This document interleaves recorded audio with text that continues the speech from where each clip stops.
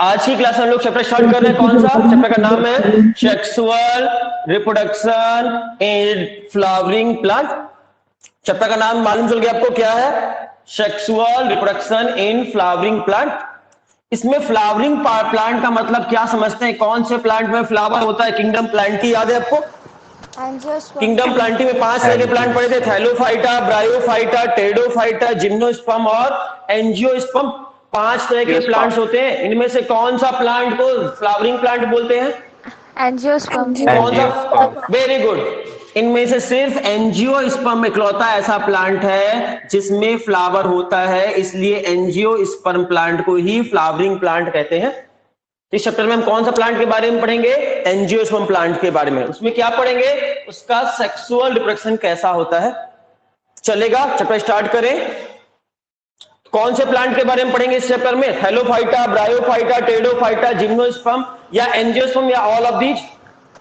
Angiosperm. सिर्फ angiosperm plant के बारे में पढ़ेंगे इस चैप्टर में। ओनली और ओनली हम एंजियोस्पर्म प्लांट्स के बारे में पढ़ेंगे। एंजियोस्पर्म प्लांट्स क्या होते हैं उनके बारे में पढ़ेंगे, उनमें रिप्रोडक्शन कैसे होता है, वो कैसे होता है, ये पढ़ेंगे। तो पहला क्वेश्चन है आपसे कि एंजियोस्पर्म प्लांट्स कब धरती पर पहली बार आए थे? किंगडम प्लांटी याद है? सबसे पहला प्लांट धरती पर कौन सा आया था? सबसे पहला प्लांट अर्थ का, first plant on the earth? Answer दीजिए। थैलोफाइटा। थैलोफाइटा से कौन से प्लांट आए थे? ब्रायोफाइटा। ब्रायोफाइटा से डेवलप होकर टेरिडोफाइटा, जिम्नोस्पर्म और सबसे लास्ट में आए हैं एंजियोस्पर्म प्लांट। सबसे एडवांस प्लांट है। एंजियोस्पर्म प्लांट्स कौन से युग में आए थे? कौन से एरा में आए थे? उस एरा का नाम बताइए। तो याद रखिएगा, मीजोजोइक एरा में। कौन से एरा में आए थे? Mesozoic era. मीजोजोइक एरा वो समय था जब एंजियोस्पर्म प्लांट धरती पर पहली बार आए थे। मीजोजोइक एरा में आए थे, याद रखिएगा। पहली बार एंजियोस्पर्म प्लांट धरती पर कब आए हैं? वैसे ये हिस्ट्री क्वेश्चन है, बायो क्वेश्चन नहीं है, बट जानकारी के लिए आपको बता दिया। हिस्ट्री में लेते तो भी पढ़ना पड़ता ये बात। मीजोजोइक एरा में पहली बार एंजियोस्पर्म प्लांट धरती पर आए। अब आप में से बहुत से लोग मीजोजोइक एरा नहीं जानते होंगे क्या होता है, तो याद रख लीजिए मीजोजोइक एरा कब आया था। तो आपके जुरासिक पीरियड खत्म हो रहा था जब। कौन सा पीरियड खत्म हो रहा था? जुरासिक पीरियड खत्म हो रहा था। और जुरासिक पीरियड समझते हो? कब? जुरासिक पीरियड मतलब कौन सा पीरियड? जब डायनासोर वाला पीरियड था वो खत्म हो रहा था। डायनासोर के पहले आए थे, डायनासोर के समय में आए थे एंजियोस्पर्म प्लांट, डायनासोर के जाने के बाद आए हैं। एंजियोस्पर्म प्लांट कब आए हैं? जाने के बाद। जब जुरासिक पीरियड का जब एंड चल रहा था, खत्म हो रहा था, जुरासिक पीरियड खत्म हो जा गया और उसके बाद कौन सा पीरियड आया था? जुरासिक पीरियड के बाद आया था क्रस्टेशियन पीरियड। CREATEOUS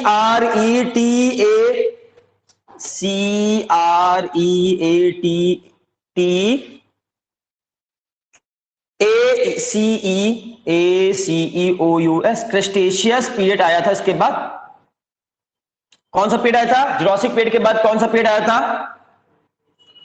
और इन दोनों के बीच के समय को, इसके खत्म होने को और इसके शुरू होने के बीच के समय को ही मीजोजोइक एरा कहते हैं। रिपीट कर रहे हैं, मीजोजोइक एरा किसके बीच में आता है? 2 पीरियड के बीच में आता है, जुरासिक पीरियड के बाद और क्रस्टेशियन पीरियड के पहले। इन दोनों के बीच के समय को क्या कहते हैं?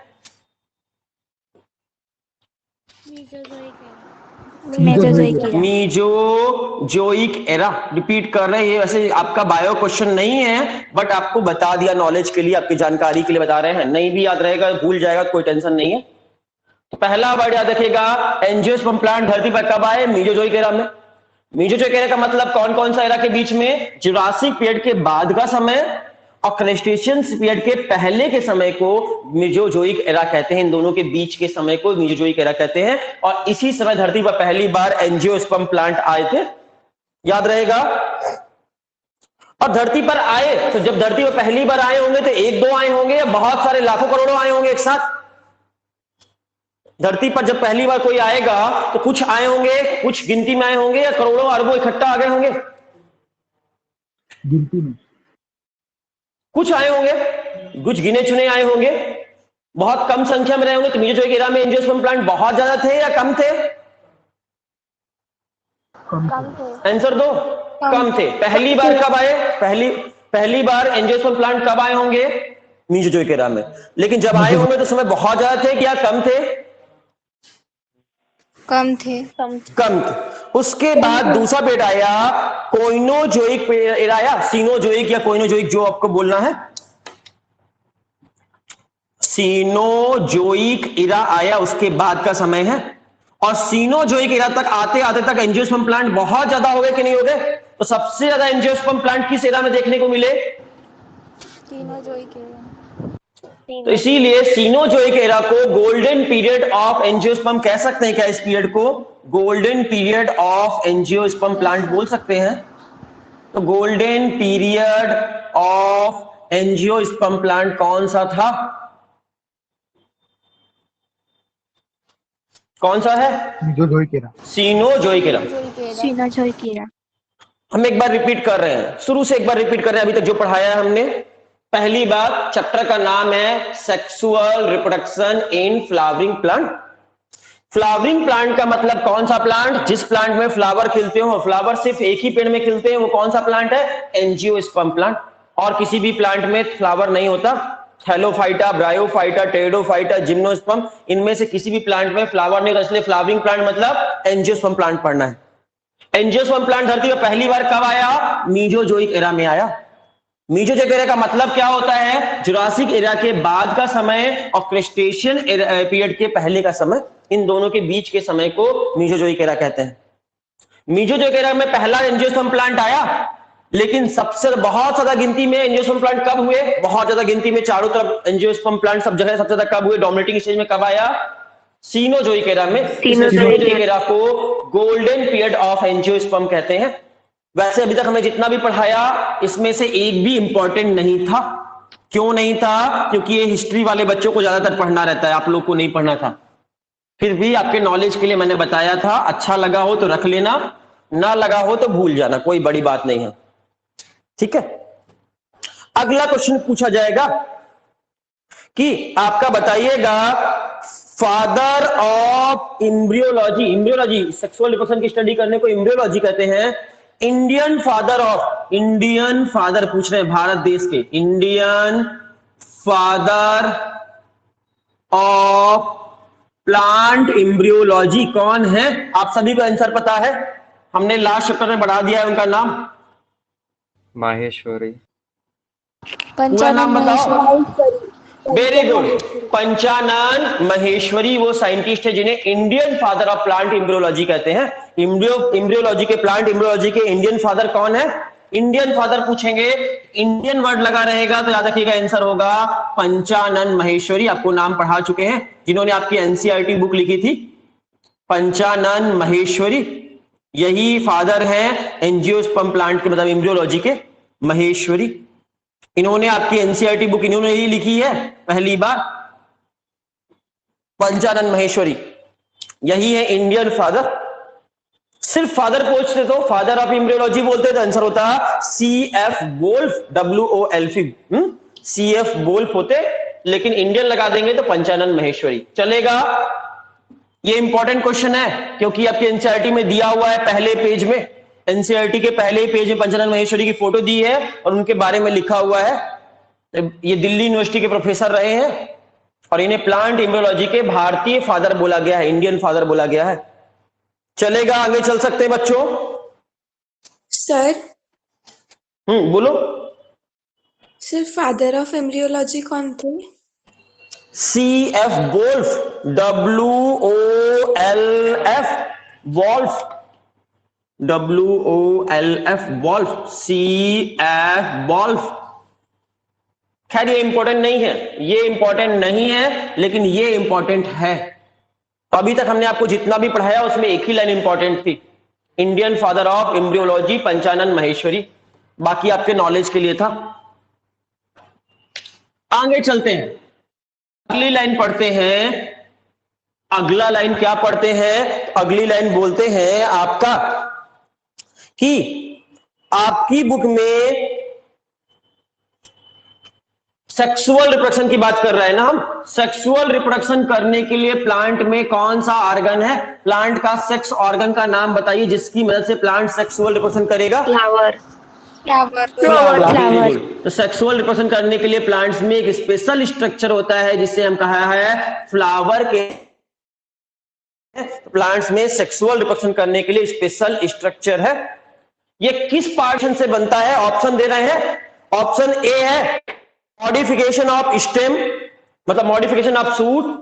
दूसरा ऑप्शन है modification of leaf, modification of root. बताइए किससे बनता है ये, किसके मॉडिफिकेशन से बनता है फ्लावर? क्या देखिएगा, ये मॉडिफाइड सूट है, मॉडिफाइड सूट है। ये सूट का मॉडिफिकेशन है। किस पर्पस से सूट मॉडिफाइड होकर स्पेशल हो गया? क्या करने के लिए फ्लावर बना? रिप्रोडक्शन करने के लिए। तो प्लांट्स में रिप्रोडक्शन करने के लिए उसका सूट जो है वो मॉडिफाइड, और उसे ही फ्लावर के नाम से जानते हैं। चलेगा। 12th के बोर्ड में आपको रिटन क्वेश्चन लिखने के लिए कोई बच्चों को आ सकता है कि फ्लावर मॉडिफाइड सूट है, प्रूफ करके बताइए।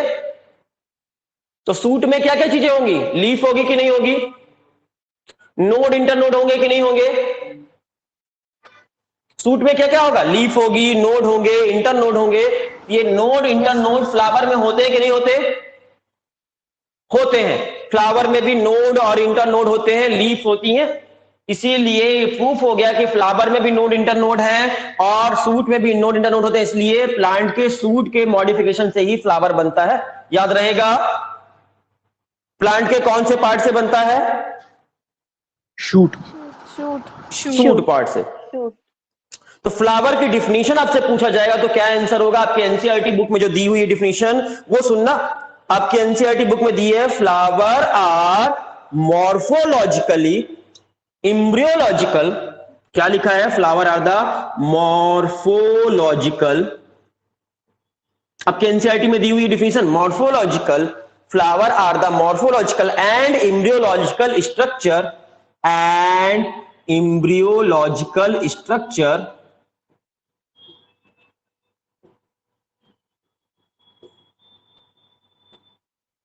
क्या कहा है फ्लावर को? Morphological and embryological structure. और अगली लाइन क्या लिखी है? And are the site of, अगली लाइन लिखी है and are the site of. क्या होता है यहां पर बताओ? फ्लावर में क्या होता है? किस चीज की साइट है ये? रिप्रोडक्शन की। कौन सा reproduction? Asexual, sexual reproduction. Sexual reproduction, site of sexual reproduction. ये एनसीईआरटी की डिफिनीशन है। एनसीईआरटी में दी हुई डिफिनीशन है आपकी फ्लावर की। Flower are the morphological structure है कि नहीं है? हाँ मॉर्फोलॉजिकल भी है। एम्ब्रियोलॉजिकल है कि नहीं है? हाँ एम्ब्रियोलॉजिकल स्ट्रक्चर भी है। Flower are the morphological embryological structure and the site of sexual reproduction. Sexual reproduction करने की साइट है। किसके मॉडिफिकेशन से बना है फ्लावर? इतनी बातें फ्लावर की डिफिनीशन क्लियर हो गई। तो डिफिनीशन कैसे लिख लोगे? इजी लैंग्वेज में बताते हैं आपको, अपनी लैंग्वेज में, ओन लैंग्वेज में। Flower are the modified shoot, फिर लिखेंगे कॉमा लगाएंगे, it is a morphological and embryological structure and are the site of sexual reproduction. चलेगा। फ्लावर की डिफिनीशन मालूम चल गई आपको। फ्लावर होता क्या चीज है? सेक्सुअल रिप्रोडक्शन करने के लिए बना हुआ एक स्ट्रक्चर है। कैसा स्ट्रक्चर है? मॉर्फोलॉजिकल स्ट्रक्चर है कि एम्ब्रियोलॉजिकल स्ट्रक्चर है? दोनों है। तो आपसे क्वेश्चन में, नीट में क्वेश्चन आ जाएगा फ्लावर आर द, क्वेश्चन पूछा flower are the, option A morphological structure, option B embryological structure, option C site of sexual reproduction, option D all of these. क्या सेलेक्ट करेंगे आप? All of these. अगर ये definition ना पढ़े होते तो आप क्या कर देते? Site of sexual reproduction select करके आ जाते आप में से बहुत सारे बच्चे। लेकिन आपके एनसीईआरटी बुक ने साफ साफ कह दिया तीनों चीजें, मॉर्फोलॉजिकल स्ट्रक्चर भी है, एम्ब्रियोलॉजिकल स्ट्रक्चर भी है और साइट ऑफ सेक्सुअल रिप्रोडक्शन भी है। चलेगा? अगर ये लाइन समझ में आ गई है एनसीईआरटी की तो आगे बढ़ सकते हैं। Yes sir. बहुत अच्छी बात Yes, है। sir. अगली बात कहते हैं कि आपकी एनसीईआरटी बुक में 2 वर्ड लिखे हुए हैं। एनसीईआरटी बुक में कहीं ना कहीं छिपे हुए वर्ड है, ये आपको आसानी से दिखेंगे नहीं, बट आप लोग अपने कॉपी पे नोट डाउन करके लिख सकते हो कहीं पर भी। मोनोकार्पिक, एक वर्ड है मोनोकार्पिक प्लांट, और दूसरा वर्ड कहीं पर लिखा हुआ है आपके एनसीईआरटी में, छुपा हुआ है, सामने नहीं दिखेगा आपको आसानी से, लेकिन मिल जाएगा कहीं ना कहीं पर, है पूरी एनसीईआरटी में। और दूसरा वर्ड है पॉलीकार्पिक प्लांट। इन दोनों वर्ड का मतलब बताना है आपको। कौन बता सकता है मोनोकार्पिक और पॉलीकार्पिक वर्ड का मतलब? दिमाग लगाओ, आपको सबको पता है आंसर। मोनो मतलब one, single. Mono means one, single, single, one. One या सिंगल, है ना। कार्प मतलब, कार्प मतलब कार्पेल, Carpet. कार्पेल, गलत बच्चों, और कुछ सोचो। कार्प का मतलब हम पढ़ा चुके हैं आपको बहुत बार। Fruit, fruit, Fruit. Fruit, very good. Fruit होता है, पार्थेनोकार्पी पढ़ाए थे आपको। फ्रूट। इस प्लांट में कितने बार फ्रूट आता होगा अपने लाइफ टाइम में? कितने बार फ्रूट होते होंगे इस पेड़ में? एक। एक बार, तो अपने लाइफ टाइम में सिर्फ एक ही बार फ्लावरिंग और फ्रूटिंग करने वाले प्लांट को मोनोकार्पिक प्लांट कहते हैं, याद रखिएगा। कौन सा प्लांट? लाइफ टाइम में, whole lifetime, once flower and fruiting, flowering and fruiting occurs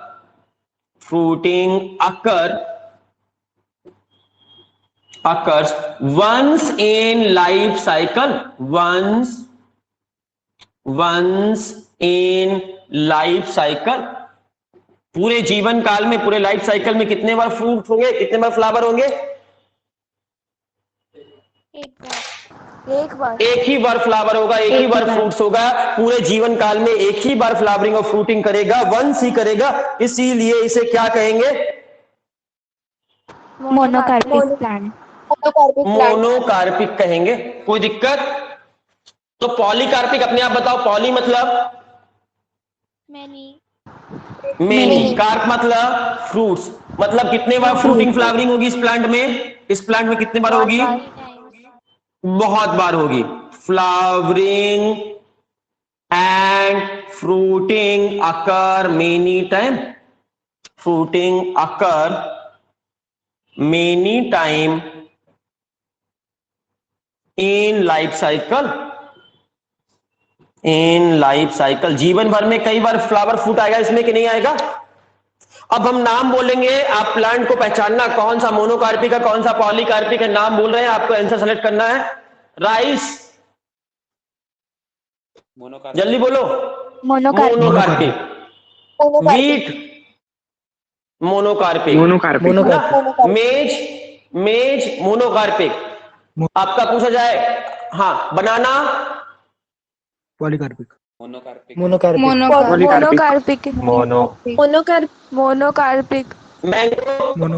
mango banana, banyan tree, Neem tree. Polycarpic.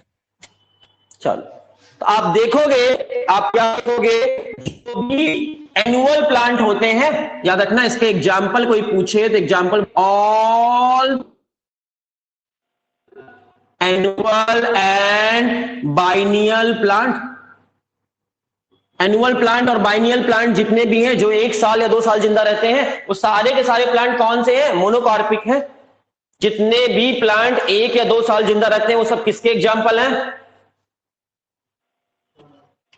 Monocarpic. Monocarpic है। तो मोनोकार्पिक प्लांट कितने साल जिंदा रहते हैं जनरली? जो प्लांट 1 या 2 साल जिंदा रहते हैं। जितने भी प्लांट का नाम ले लो जो 1-2 साल के अंदर मर जाते होंगे, वो सारे प्लांट कैसे होंगे? मोनोकार्पिक। एक ही बार होगा, मोनोकार्पिक होंगे। जो भी पेरेनियल प्लांट होंगे, मोस्ट ऑफ पेरेनियल प्लांट किसमें आएंगे? Most of perennial plant. Perennial plant मतलब जो कई साल जिंदा रहते हैं उनको पेरेनियल प्लांट्स कहते हैं। तो ज्यादातर पेरेनियल प्लांट जो होते हैं, कई साल जिंदा रहने वाले प्लांट्स, वो सब किसमें आएंगे? आम, नीम, पीपल, बरगद, पॉलीकार्पिक। पॉलीकार्पिक होंगे। तो ज्यादातर पेरिनियल प्लांट्स जो होते हैं वो पॉलीकार्पिक होते हैं और एनुअल और बाइनियल प्लांट्स मोनोकार्पिक होते हैं। इतना समझ में आया? अब इस रूल का कुछ एक्सेप्शन है। आपने बैम्बू का नाम सुना है? बैम्बू का प्लांट पढ़ा चुके हैं आपको? यस। बैम्बू के प्लांट में जीवन भर में कितने बार फ्लावरिंग फ्रूटिंग होती है? लास्ट चैप्टर में पढ़ा था हमने, एक ही बार। जिंदा कितने साल रहता है? कितने साल जिंदा रहता है बैम्बू का प्लांट? 1 साल, 2 साल, 10-20 साल? कितने साल जिंदा रहता है?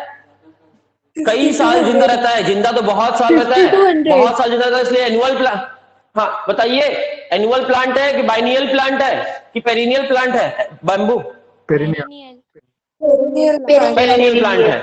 लेकिन फ्लावरिंग फ्रूटिंग कितने बार होती है? Only one time. तो याद रखना, बैम्बू का प्लांट जो है, बैम्बू का प्लांट पेरिनियल होते हुए भी मोनोकार्पिक है, याद रहेगा। दूसरा, पाम का ट्री होता है, पाम ट्री, वो भी कई साल जिंदा रहता है लेकिन उसमें भी एक ही बार फ्लावर फ्रूट होता है। तीसरा, बनाना का ट्री, बनाना का प्लांट, बनाना का प्लांट जिंदा तो कई साल रह सकता है लेकिन फ्लावरिंग फ्रूटिंग एक ही बार करता है, उसमें सिर्फ एक ही बार फल लगता है। नेक्स्ट है सेंचुरी प्लांट। सेंचुरी प्लांट जिसे अगेव भी कहते हैं, सेंचुरी प्लांट। ऐसे बहुत सारे प्लांट है जिनका नाम लिखा हुआ है, ये पेरेनियल होते हुए भी मोनोकार्पिक है।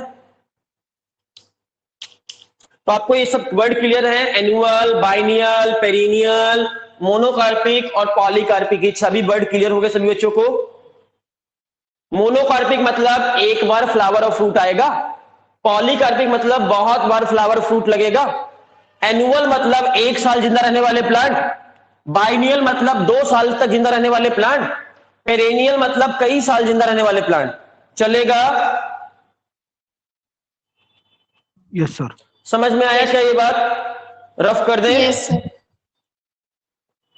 अभी हम आज की क्लास में सिर्फ इंट्रोडक्टरी पार्ट पढ़ रहे हैं, एनसीईआरटी बुक के वो पार्ट पढ़ रहे हैं जहां से क्वेश्चन ज्यादातर बहुत ज्यादा इंपॉर्टेंट नहीं है लेकिन कहीं ना कहीं छिपे हुए एनसीईआरटी में लिखे हुए हैं ये सब वर्ड, इनको पढ़ा रहे हैं, इंट्रोडक्शन दे रहे हैं। नेक्स्ट क्लास से आपका कॉन्सेप्ट स्टार्ट करेंगे हम। आज की क्लास में सिर्फ ये थ्योरेटिकल पार्ट पढ़ रहे हैं। नेक्स्ट क्लास से हम लोग मेनली कॉन्सेप्ट जो है वो कल से स्टार्ट करेंगे। बहुत कॉन्सेप्चुअल चैप्टर है, जितना दिमाग की आपके पास हो सारा लगा देना इस चैप्टर में। इतना दिमाग लगने वाला है इस चैप्टर में, इतना अच्छा कॉन्सेप्चुअल। चलो और थ्योरी पढ़ लेते हैं। आपकी एनसीईआरटी बुक उठाते हैं और उसकी लाइन बाय लाइन पढ़ते हैं, देखते हैं क्या क्या लिखा है। थ्योरेटिकल पार्ट पढ़ लेते हैं आज। तो लिखा है, पहली लाइन लिखा है कि हम लोग बहुत लकी हैं। क्यों? कि प्लांट सेक्सुअल रिप्रोडक्शन करते हैं। ये लाइन समझ में आई आपको? हम लकी क्यों हैं? प्लांट सेक्सुअल रिप्रोडक्शन करते हैं। तो प्लांट लकी होंगे कि हम होंगे? बोलो जल्दी से। इस लाइन का मतलब किसी को समझ में आया क्या? हम लोग लकी हैं क्योंकि प्लांट सेक्सुअल रिप्रोडक्शन करते हैं। इस लाइन का मतलब बताइए, किसी को पता चला? सेक्सुअल रिप्रोडक्शन फूड मिलता है। हाँ, हम लोग लकी इसलिए हैं कि अगर प्लांट सेक्सुअल रिप्रोडक्शन ना करता तो उसमें फ्लावर मिलता क्या? No sir. उसमें कभी फ्लावर होता क्या? सेक्सुअल ना करना प्लांट को तो ना आता, फ्लावर नहीं आता, फ्रूट नहीं आता, तो हम खाते क्या? फ्लावर सेक्सुअल रिप्रोडक्शन करने के लिए बनने वाला ऑर्गन है। तो हम लोग बहुत लकी हैं कि प्लांट सेक्सुअल रिप्रोडक्शन करते हैं और सेक्सुअल रिप्रोडक्शन करने के लिए फ्लावर पैदा करते हैं प्लांट। फ्लावर से फायदा क्या है? तो पहला है myriad of flower that we enjoy gazing at. इस वर्ड का मतलब समझना, मैरियाड मतलब गुच्छा, फूलों का गुच्छा। मैरियाड यहां पर वर्ड लिखा है, मैरियाड वर्ड का मतलब समझना। एनसीईआरटी में अजीब अजीब वर्ड लिखे हुए हैं, मीनिंग बता देते हैं। मैरियाड्स का मतलब होता है गुच्छा, ग्रुप में हो बहुत सारे। तो मैरियाड ऑफ फ्लावर, फ्लावरों का गुच्छा जो है, we enjoy gazing at. Gazing मतलब निहारना, ध्यान से देखना। तो फूलों को देखकर मजा आता है हमको कि नहीं आता? कहीं पर बहुत सारे फ्लावर लगे हों आपके आसपास, अच्छा लगेगा बुरा लगेगा आपको? अच्छा लगेगा। तो गैजिंग करना फ्लावर को, मैरियाड ऑफ फ्लावर को गैजिंग करना हमको अच्छा लगता है कि नहीं लगता? अच्छा लगता है। दूसरा वर्ड लिखा हुआ है, नेक्स्ट लाइन लिखी है, the scents and perfumes are be that we shone over, जो भी हम परफ्यूम यूज करते हैं, सेंट यूज करते हैं, परफ्यूम में सेंट लगाया कभी किसी ने, इत्र लगाया है, यस सर। परफ्यूम, डिओ, सेंट जो भी आपने आज तक लगाया होगा, वो किसका बनता जाता है प्लांट में? प्लांट के फ्लावर से बनाया जाता है। तो मैक्सिमम परफ्यूम वगैरह जो है वो प्लांट के फ्लावर से बनते हैं। अगली बात, देखने में कलरफुल होते हैं कि कलरलेस होते हैं फ्लावर? फ्लावर देखा हो किसी ने तो? कलरफुल। कलरफुल होते हैं, रिच कलर के होते हैं, और इसकी वजह से वो अट्रैक्ट करते हैं, हमें अट्रैक्ट करते हैं, इंसेक्ट को अट्रैक्ट करते हैं कलरफुल होने की वजह से। तो प्लांट फ्लावर अपने लिए पैदा करते हैं कि हमारे लिए? प्लांट में फ्लावर क्यों आता है? आपके लिए आता है कि हमारे, उनके लिए, खुद के लिए आता है? तो प्लांट फ्लावर खुद के लिए पैदा करते हैं, अपने लिए पैदा करते हैं, अपने सेक्सुअल रिप्रेजेंट करने के लिए। वो बात अलग है कि आप तोड़ लाते हो, उस फ्लावर को तोड़ देते हो, भगवान को चढ़ाना है तो शादी में घर सजाना है, कुछ नहीं तो किसी को देना है, अलग अलग पर्पस से आप फ्लावर तोड़ लेते हो। एक्चुअली में वो आपके लिए नहीं आया था, वो उनके सेक्सुअल रिप्रेजेंट करने के लिए पैदा हुआ स्ट्रक्चर है। चलेगा? अगली लाइन पढ़ते हैं एनसीईआरटी की। Flower do not exist only for us. Flower सिर्फ हमारे लिए पैदा नहीं हुए हैं, हमारे यूज के लिए पैदा नहीं हुए हैं। क्लियर है? यही लिखा है, flower do not exist only for us to be use our own selfishness. वो किसके लिए पैदा हुए हैं? क्या काम करने के लिए फ्लावर पैदा होते हैं प्लांट में? सेक्सुअल रिप्रेजेंट करने के लिए पैदा हुए हैं। चलेगा? Yes sir. बहुत अच्छी बात है। इस तरह ये पैराग्राफ आपका लगभग समझ में आ गया होगा। नेक्स्ट पैराग्राफ क्यों चलते हैं? नेक्स्ट पैराग्राफ क्या कहता है? Flower a fascinating organ of angiosperm. इस हेडिंग को पढ़ते हैं। इसमें कहता है human being have had intimate relationship with flower since the time of immortal. इस लाइन का मतलब समझ में आया? हमारा और फूलों का रिश्ता बहुत सालों से, इमोर्टल साफ समय से है, अनगिनत सालों से हमारा और फूलों का रिश्ता है। पता है फूलों का और इंसानों का रिश्ता बहुत पुराना है कि नया नया है? अभी भी कुछ सालों से है? बहुत पुराना है। बहुत पुराना है। हम अपनी संवेदनाएं, अपने सुख दुख, अपना एक्सप्रेशन व्यक्त करने के लिए करते हैं, यूज करते हैं। तो देखना, flower are the object. Flower वो चीज है जिसका यूज हम अपने दुनिया में करते हैं, एस्थेटिक वैल्यू के लिए। एस्थेटिक वैल्यू के लिए हम किसका यूज करते हैं बताइए? फ्लावर का यूज करते हैं। ऑर्नामेंटल पर्पज से, घर को सजाने के लिए। शादी होती है, घर किससे सजाते हो आप? डेकोरेशन किससे करते हो? फ्लावर से करते हैं, ऑर्नामेंटल पर्पज से। सोसाइटी में कभी किसी की शादी पार्टी में जाते हो तो क्या लेकर जाते हो? किसी से मिलने जाते हो, नेताजी से मिलने जाते हो, नेताजी को क्या पहनाते हो? सोशल पर्पज से करने के लिए सोसाइटी में किसी को बुके देते हैं, किसी के घर में जाते हैं बुके लेके जाते हैं, फ्लावर लेकर जाते हैं। सोशल पर्पज से यूज करते हैं कि नहीं करते सोसाइटी में? रिलीजियस पर्पज से, रिलीजियस पर्पज मतलब धर्म के, भगवान को चढ़ाते हो कि नहीं चढ़ाते? भगवान को, अल्लाह को, जिसको मानते हो, गॉड को, उनको फ्लावर चढ़ाते हो कि नहीं चढ़ाते? तो रिलीजियस पर्पज से फ्लावर यूज होता है कि नहीं होता? कल्चरल वैल्यू में बहुत सारे कल्चरल फेस्टिवल आपके आते हैं, उनमें फ्लावर का यूज करते हैं, अलग अलग तरह के फ्लावर का यूज होता है कई सारे कल्चर में। तो कल्चरल एक्टिविटी के लिए भी फ्लावर यूज करते हैं। इस तरह डिफरेंट पर्पज से हम फ्लावर यूज करते हैं। तो अगली लाइन लिखती है, they have always being used as a symbol of for conveying important human feelings. जब हमको अपनी इंपॉर्टेंट फीलिंग एक्सप्रेस करनी होती है किसी के सामने, तो ह्यूमन को अपनी फीलिंग एक्सप्रेस करने के लिए फ्लावर का यूज करता है कि नहीं करता? जैसे एग्जाम्पल के तौर पे, एक लवर अपने लव को प्रपोज करता है, तो बताइए किसका यूज करता है उस समय? एक वाइफ हस्बैंड को प्रपोज करेगी, या हस्बैंड अपनी वाइफ को प्रपोज करेगा, या गर्लफ्रेंड बॉयफ्रेंड प्रपोज करेंगे दूसरे को, तो क्या चीज को लेकर प्रपोज करते हैं? Feeling of expression of love है कि नहीं है? सिंबॉलिक एक्सप्रेशन ऑफ लव है कि नहीं है फ्लावर? तो कन्वे द फीलिंग को एक्सप्रेस करने के लिए लव का अफेक्शन, किसी के प्रति अफेक्शन है उसको एक्सप्रेस करने का तरीका है। हैप्पीनेस, खुशी एक्सप्रेस करने का भी तरीका है, खुशी भी एक्सप्रेस करते हैं हम फ्लावर से। ग्रीफ का मतलब पता है आपको? शोक, दुख आता है, जब आपके कोई दुख आता है, दुख में भी फ्लावर यूज करते हैं। कोई डेथ हो जाता है कोई मर जाता है, कोई डेथ कर जाता है, तो उसको भी उसके ऊपर फ्लावर चढ़ाते हैं कि नहीं चढ़ाते? अपना दुख व्यक्त करने का भी तरीका है। जब कोई की अंतिम यात्रा में निकलते हैं या कहीं जाते हैं तो फ्लावर लेकर जाते हैं लोग, बाग फ्लावर चढ़ाते हैं उनको, उनकी फोटो में, उनके ऊपर। तो अपना ग्रीफ मतलब होता है शोक, ग्रीफ, मॉर्निंग मतलब भी दुख होता है। दुख और शोक, इन दोनों वर्ड का मतलब है दुख और शोक व्यक्त करने के लिए। कोई मर जाता है तो शोक व्यक्त करने के लिए या दुख व्यक्त करने के लिए भी हम फ्लावर का यूज करते हैं।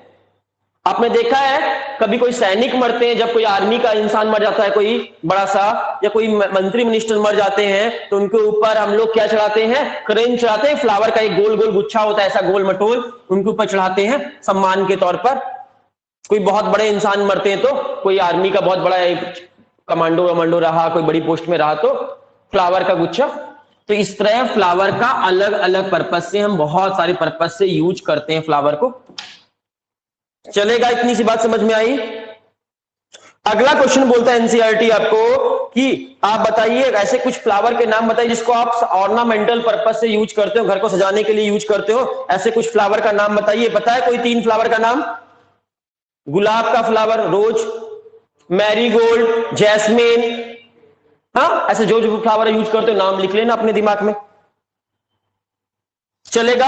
अगली बात कर रहे हैं, फ्लावर की खेती करने को क्या कहते हैं? अगर हम फ्लावर की खेती कर रहे हैं, समझ रहे हो? फ्लावर की खेती कर रहे हैं, सिर्फ खेती क्यों कर रहे हैं? फल के लिए नहीं, उससे फल लेने के लिए नहीं, उससे कोई बीज लेने के लिए नहीं, हम उससे फ्लावर के लिए अगर खेती की जाए, जिसको कौन सा कल्चर कहते हैं? फ्लोरिकल्चर के नाम से जान। फ्लोरिकल्चर में फूलों की खेती की जाती है, बागवानी की जाती है, फ्लावर की खेती की जाती है। तो फ्लावर की खेती करने को फ्लोरिकल्चर कहते हैं, याद रखना। चलेगा? आपका इंट्रोडक्टरी पार्ट खत्म हो गया। अब चैप्टर स्टार्ट कर दें। अभी तक जितना भी पढ़ाया, वैसे एग्जाम में यहां से कोई भी लाइन से क्वेश्चन नहीं आता था, सिर्फ आपको इंट्रोडक्शन दे रहे थे। जो एनसीईआरटी में थ्योरेटिकल पार्ट दिया हुआ है वो आपको बता रहे थे अभी तक। अब जिसके आगे जो पढ़ाएंगे वो सारा इंपॉर्टेंट है। स्टार्ट कर दें चैप्टर अब प्रॉपरली। चल सर, तो पहली बात हम बात कर रहे हैं, प्लांट्स में सेक्सुअल रिप्रोडक्शन करने के लिए क्या होता है? फ्लावर होता है। फ्लावर कैसा होता है? हमने स्ट्रक्चर आपको मॉर्फोलॉजी चैप्टर में पढ़ाया था, यहां रिकॉल करा रहे हैं जल्दी जल्दी फास्ट में। फ्लावर के सबसे नीचे में डंडी होती है, जिसे क्या कहते हैं? पेडिसल के नाम से जानते हैं। कोई दिक्कत? ये क्या है? पेडिसल है, डंडी कहते हैं, हिंदी में डंडी कहते हैं, इंग्लिश में पेडिसल्स कहते हैं। डंडी के ऊपर वाला हिस्सा, ये वाला हिस्सा जो होगा वो आपका कैसा होगा? सोलोन होगा, फूला हुआ होगा, सूजा हुआ होगा। इसे क्या कहेंगे? इस सूजे हुए सोलोन पार्ट को क्या कहेंगे? थैलेमस के नाम से जानते हैं। थैलेमस के नाम से जानते हैं सोलन पार्ट को। और इस थैलेमस से ही सारे फ्लोरल अपेंडेज निकलते हैं। 4 तरह के फ्लोरल अपेंडेज निकलते हैं, उनके नाम बताइए। Calyx, Corolla, androecium, gynoecium. पढ़ा है आपने? कैलिक्स, कोरोला, एंड्रोशियम और गाइनोशियम, 4 तरह के फ्लोरल रोल निकलते हैं यहां से। पहला फ्लोरल रोल क्या होता है? ये देखो निकला है, देखा है किसी भी प्लांट की नीचे में निकला हुआ? ये क्या है? नीचे निकला हुआ पार्ट है। ये कौन सा पार्ट कहलाता है? यहां पर जो रहता है ये कैलिक्स है। कैलिक्स है। इसके ऊपर में कलरफुल स्ट्रक्चर पाई जाती है, पंखुड़ियां पाई जाती है। इसे क्या कहेंगे इस वाले स्ट्रक्चर को? कोरोला। ये कौन सा पार्ट है? कोरोला है। और तीसरा स्ट्रक्चर, थर्ड रोल देखने को मिलती है प्लांट में आपके, इसमें ऐसा एक स्ट्रक्चर पाया जाता है। ये क्या है? एंड्रोशियम। बताइए। एंड्रोशियम है ये आपका जो बनाया है, ये रहा एंड्रोशियम। और सेंटर में जो आपको बना रहे हैं, ये क्या बना रहे हैं? गाइनोशियम। ये रहा आपका गाइनोशियम। कोई दिक्कत? कैलिक्स, कोरोला, ये रहा एंड्रोशियम और ये रहा गाइनोशियम। ये सब हमने आपको पढ़ा दिया है पहले ही। फ्लावरिंग मॉर्फोलॉजी चैप्टर में, यहाँ रिवीजन करा रहे हैं हम आपको सिर्फ।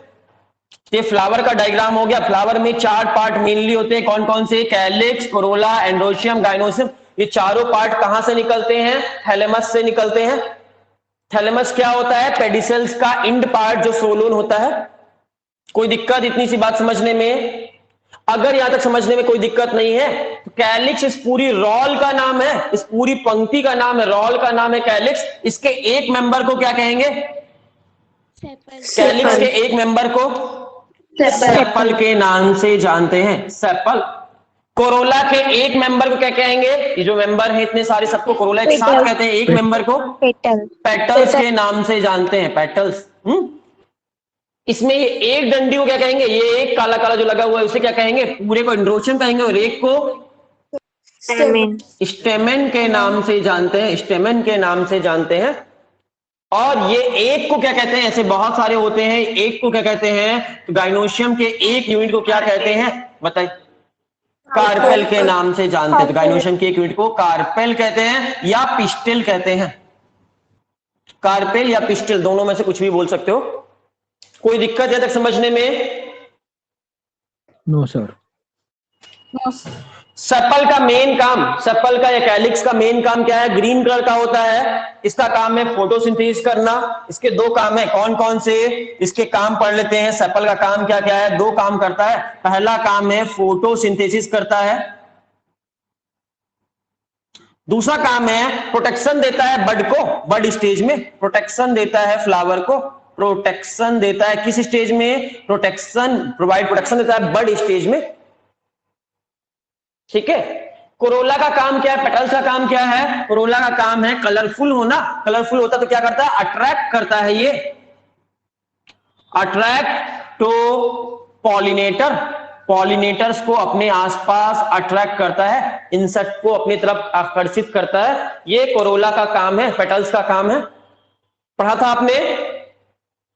इसी की वजह से प्लांट में आपके कलर, आपका फ्लावर ब्यूटीफुल क्यों दिखता है? ब्यूटीफुल क्यों दिखता है फ्लावर?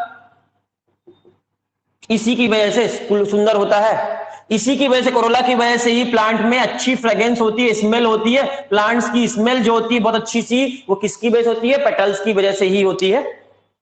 ये पढ़ा था पेटल्स के बारे में। स्टेमेन जो है वो क्या है? ये प्लांट्स का मेल सेक्स ऑर्गन है।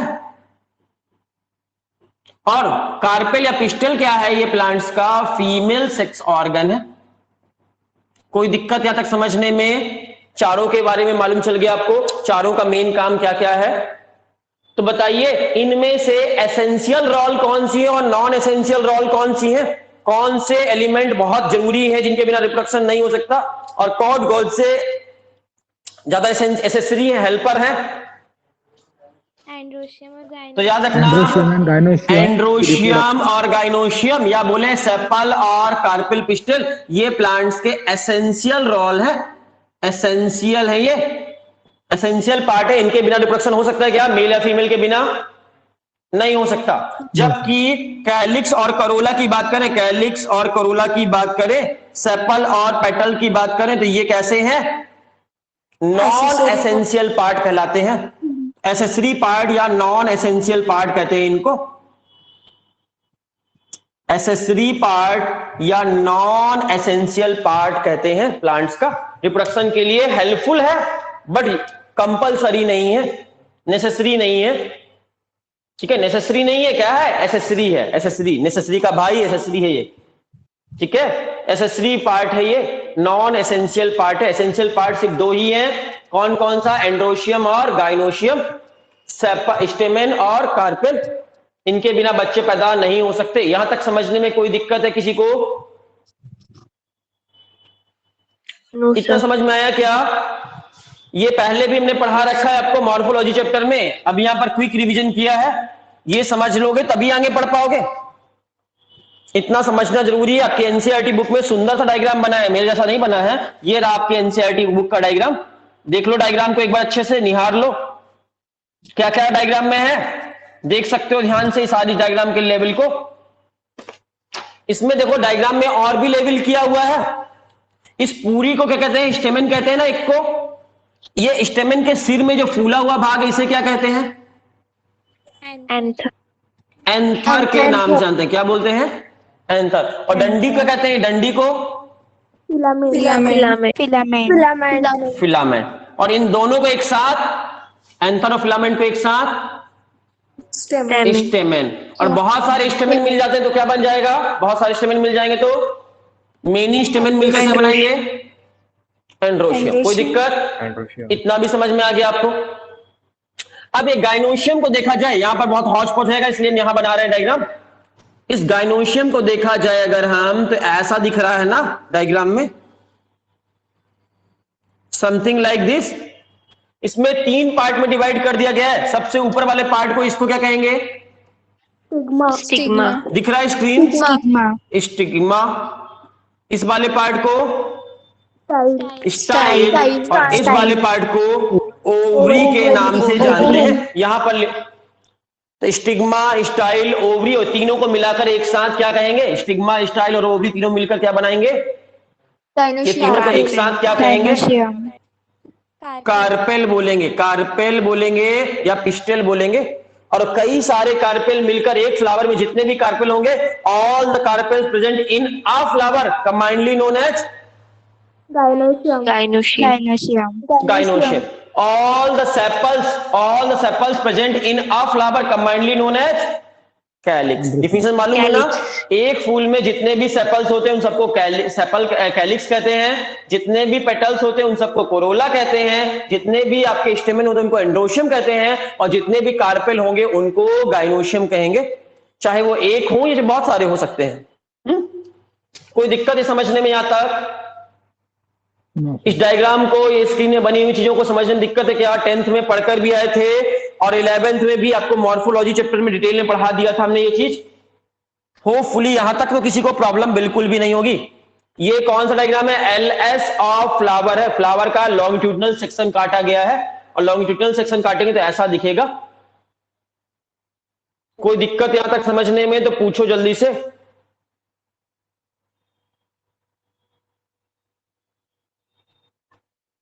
नहीं है, होपफुली नहीं है किसी को। अब यहां से आपका कॉन्सेप्चुअल पार्ट अब स्टार्ट होगा। यहां से हम एक एक पार्ट को डिटेल में पढ़ेंगे। कैलिक्स, कोरोला नहीं पढ़ेंगे क्योंकि ये नॉन एसेंशियल है, इनके बिना काम चल जाएगा, इसलिए इन सबको नहीं पढ़ेंगे। इंपॉर्टेंट कौन है? एंड्रोशियम और गाइनोशियम। तो हम स्टेमेन और कार्पेल का डायग्राम डिटेल में पढ़ेंगे। नेक्स्ट क्लास में हम स्टेमेन के बारे में पढ़ेंगे। आज की क्लास में नहीं, नेक्स्ट क्लास में हम लोग स्टेमेन के अंदर पूरा झांक झांक कर पढ़ेंगे कि एंथर कैसा होता है। एंथर और फिलामेंट तक तो पढ़े ही थे, इस एंथर के अंदर भी झांक कर देखेंगे क्या क्या है इसके अंदर, कहां पर क्या है। इस पूरे रिप्रोडक्शन पार्ट को कितने इवेंट में बांटा गया है बताइए? आपको लास्ट चैप्टर पढ़ाया था, बताइए जल्दी से। सेक्सुअल रिप्रोडक्शन को कितने पार्ट, सारे इवेंट्स को कितने पार्ट में बांट कर पढ़ेंगे? All events in sexual reproduction divided into how many events? 3 part. कितने इवेंट में बांट? 3 इवेंट में। कौन कौन सा? पहला इवेंट का नाम प्री फर्टिलाइजेशन, सेकेंड होगा फर्टिलाइजेशन और थर्ड होगा पोस्ट फर्टिलाइजेशन। चलेगा? तो हम नेक्स्ट क्लास में क्या स्टार्ट करेंगे? Pre fertilisation event. Pre fertilisation event, fertilisation के पहले प्लांट्स में कौन कौन सी घटनाएं होती हैं, कैसे कैसे स्टेमेन होगा, कैसा कार्पेल होता है, क्या होता है, फर्टिलाइजेशन के पहले कैसा होता है, फर्टिलाइजेशन के समय क्या होता है और फर्टिलाइजेशन के बाद क्या होता है। इस तरह 3 पार्ट में डिवाइड करके पढ़ेंगे। ये चैप्टर रियल मानो, अगर आप समझने की कोशिश करोगे तो बहुत इंपॉर्टेंट और बहुत ही मजेदार चैप्टर है, कॉन्सेप्चुअल चैप्टर है। आज की क्लास तो बोरिंग थी, आज की क्लास में तो सिर्फ हमने इंट्रोडक्शन दिया है, कोई भी अच्छा कॉन्सेप्ट हमने अभी तक बताया ही नहीं है आपको। अगली क्लास से आपको कॉन्सेप्ट स्टार्ट हो जाएंगे, सारे कॉन्सेप्ट एक के बाद एक कॉन्सेप्ट स्टार्ट हो जाएंगे। जितना ध्यान से समझोगे उतना मजा आएगा। चलेगा? आज की क्लास यहीं पर रोक दे। फ्लावर का स्ट्रक्चर वगैरह आपको क्लियर हो गया है? Yes sir. चलेगा।